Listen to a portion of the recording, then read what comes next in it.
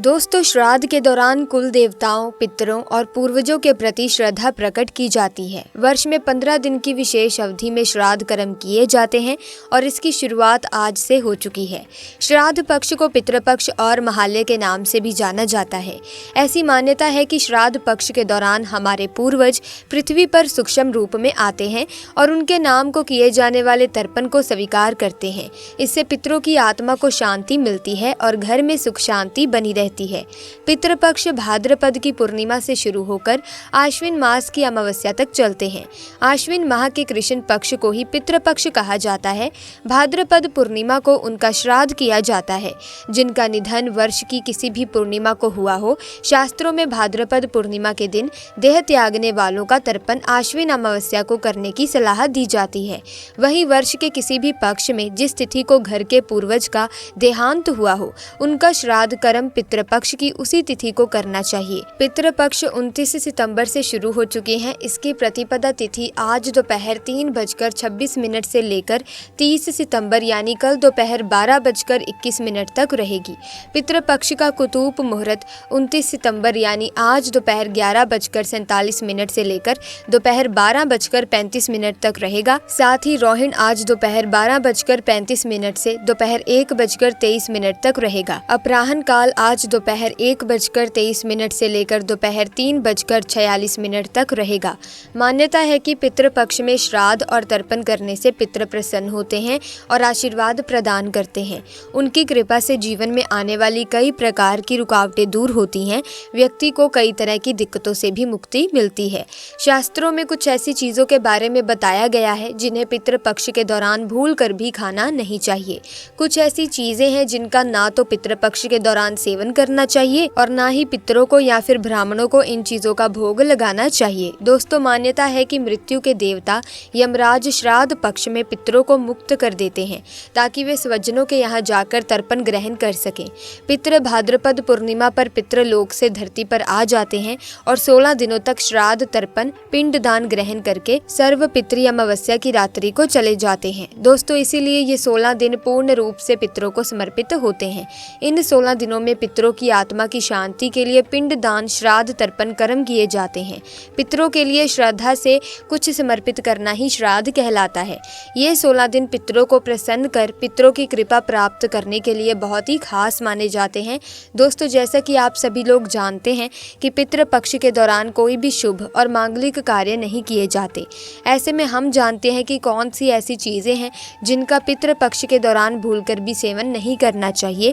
कौन सी चीजें हैं जिनको पितृपक्ष के दौरान पितरों को या ब्राह्मणों के भोजन में भूलकर भी शामिल ना करें, वरना दोष लग सकता है। दोस्तों, बड़े बुजुर्गों द्वारा, ब्राह्मणों द्वारा आपने यही सुना होगा कि पितृपक्ष के दौरान वही भोजन बनाएं, वही भोजन का पितरों को या ब्राह्मणों को भोग लगाएं जो पितरों को पसंद था, तब ही पितरों की आत्मा को शांति मिलती है। लेकिन यहाँ पर हम कुछ ऐसी गलतियाँ कर देते हैं। अधिकतर घरों में अधिकतर लोगों के पूर्वजों को लहसुन प्याज पसंद होता है, तो जब भी हम भोजन बनाते हैं तो उसमें प्याज और लहसुन डालते हैं और पूर्वजों के पसंद के हिसाब से भोजन बनाकर ब्राह्मणों को भोजन करा देते हैं। या फिर जिनके पितरों को नॉनवेज पसंद होता है, नॉनवेज लेकर किसी जरूरतमंद व्यक्ति को पितरों के नाम से दान कर देते हैं जिससे उन्हें उनका आशीर्वाद प्राप्त हो। दोस्तों, अगर आप भी ऐसा करते हैं तो भूल कर भी ऐसी गलती आगे से ना करें। शास्त्रों के अनुसार पितृपक्ष के दौरान प्याज, लहसुन, मीट और अंडे का सेवन भूलकर भी नहीं करना चाहिए और पितरों के भोजन में भी इन चीजों का इस्तेमाल भूलकर भी ना करें। शास्त्रों के अनुसार भगवान विष्णु और महालक्ष्मी जी को पितृदेव कहा गया है। पितरों का भोजन, श्राद्ध, तर्पण, पिंडदान सबसे पहले भगवान विष्णु और महालक्ष्मी जी ही स्वीकार करती हैं। उसके पश्चात ये पितरों को मिलता है और भगवान विष्णु और माता लक्ष्मी जी के पूजन में प्याज, लहसुन, मीट, अंडे का इस्तेमाल करना वर्जित बताया गया है। अगर आप पितरों के भोजन में प्याज, लहसुन, मीट, अंडे इन चीज़ों का इस्तेमाल करते हैं तो भगवान विष्णु और महालक्ष्मी जी उसे स्वीकार नहीं करेंगी और जब भी पितृदेव स्वीकार नहीं करेंगे तो हमारे पितृ भी उस भोजन को स्वीकार नहीं करेंगे। इसीलिए इस बात का हमेशा ध्यान रखें। दोस्तों, श्राद्ध पक्ष के दौरान पितरों के नियमित जो भोजन बनाएं या ब्राह्मणों को भोजन कराने के लिए जो भी भोजन बनाएं वो बिना प्याज, लहसुन और मीट, अंडे का बनाएं और ना ही पितरों के नाम का ऐसा भोजन आप किसी जरूरतमंद व्यक्ति को दान दें। श्राद्ध पक्ष के दौरान पितरों के लिए जो भी भोजन बनाएं बिना प्याज प्याज और बिना लहसुन तथा मीट अंडे का होना चाहिए। ये सभी सामग्री शुद्ध भोजन में नहीं डालनी चाहिए। घोर पाप लगता है, पितृदेव क्रोधित हो जाते हैं। दोस्तों ध्यान रखें कि पितृपक्ष के दौरान आप भी प्याज, लहसुन और मीट अंडे का इस्तेमाल भूलकर भी ना करें। शराब आदि का सेवन भी ना करें। पितृपक्ष के दौरान बासी भोजन ना करें। इन 16 दिनों में बासी भोजन शैतान को प्राप्त होता है। पितृपक्ष के दौरान ना ही बासी भोजन करना चाहिए और ना ही किसी को भोजन कराना चाहिए। कोई जरूरतमंद व्यक्ति अगर आपके द्वार पर आए तो उसे भी आप बासी भोजन ना दें। शास्त्रों में बताया गया है कि पितृपक्ष के दौरान पितृ किसी भी रूप में द्वार पर आ जाते हैं और अगर ऐसे में आप पितरों को बासी भोजन दे देंगे तो इससे आपको पितृदोष लगेगा। इसीलिए इस बात का विशेष ध्यान रखें, ना तो आप बासी भोजन करें और ना ही किसी को दें। दोस्तों पितृपक्ष के दौरान अपने खुद के लिए वस्त्र नहीं खरीदने चाहिए। इन 16 दिनों में आप वस्त्रों का दान जरूर कर सकते हैं, लेकिन अपने लिए कभी भी वस्त्र ना खरीदें। इन दिनों में नए वस्त्र खरीदना अशुभ माना जाता है। पितृपक्ष के दौरान पति पत्नी को दूरी बनाकर रहना चाहिए, क्योंकि इस दौरान हमारे पितृदेव हमारे घर के अंदर ही हमारे आसपास मौजूद रहते हैं और अगर आप ऐसा करेंगे तो हमारे पितृ नाराज होकर चले जाएंगे। पितृपक्ष के दौरान घर में रोना नहीं चाहिए, इससे भी पितृदोष लगता है। इन 16 दिनों के अंदर खुशी खुशी पितरों का स्वागत करना चाहिए, उनका आशीर्वाद प्राप्त करना चाहिए। दोस्तों पितृपक्ष में पितरों का भोजन बनाते समय भोजन में चावल, दाल, रोटी ना बनाएं। पितरों के लिए सदैव भोजन जैसे कि पूड़ी, कचौड़ी, पराठे इत्यादि बनाए जाते हैं। हलवा पूरी बनाए जाते हैं, खीर बनाई जाती है। पितरों को खीर बहुत पसंद है। खीर खाकर हमारे पितृ हमें ढेरों आशीर्वाद देते हैं। पितृपक्ष के दौरान आप स्वयं दाल, चावल, रोटी आदि खा सकते हैं, लेकिन पितरों को आप ये भोजन ना दें। लेकिन याद रहे पितरों के लिए जो भोजन बनाएं, ब्राह्मणों को जो भोजन करवाएं वो पका हुआ ही बनाएं, जैसे कि खीर, पूरी, मूंग दाल की कचौड़ी, दही, जलेबी, इन चीजों को आप बना सकते हैं।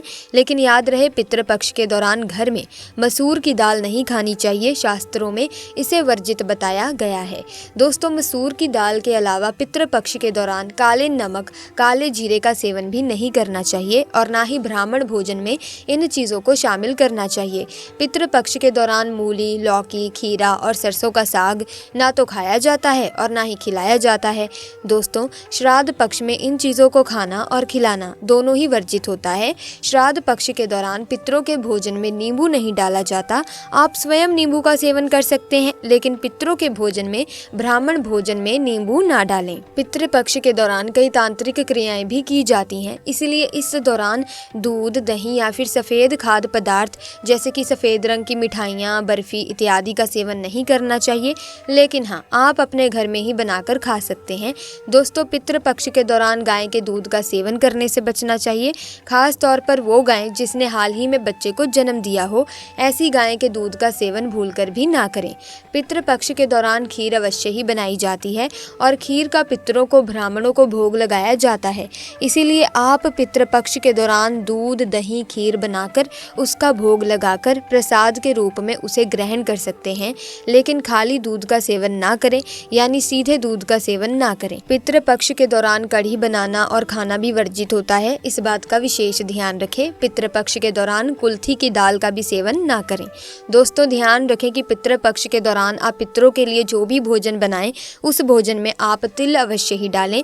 पितृपक्ष के दौरान आप पितरों के लिए जो भी भोजन बनाएं, ब्राह्मणों को जो भी भोजन कराएं या किसी जरूरतमंद व्यक्ति को पितरों के नाम से भोजन दें, उस भोजन में थोड़े से काले तिल अवश्य ही डालें।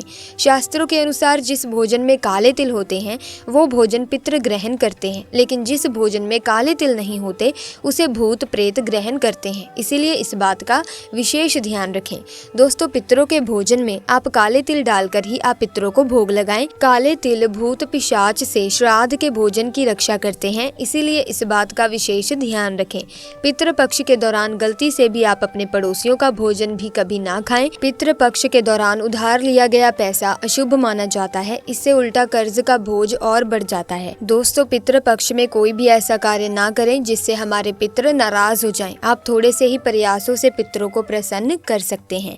तो ऐसे में प्यारे दोस्तों पितृपक्ष से संबंधित सारी जानकारी आपको एक ही वीडियो में मिल गई है, क्योंकि इस वीडियो के माध्यम से हमने आपको बताने की पूरी कोशिश की है कि आप पितृपक्ष के दौरान कैसा भोजन बनाएं, कैसा भोजन खाएं या कैसा भोजन नहीं बनाना चाहिए और कैसा भोजन नहीं खाना चाहिए।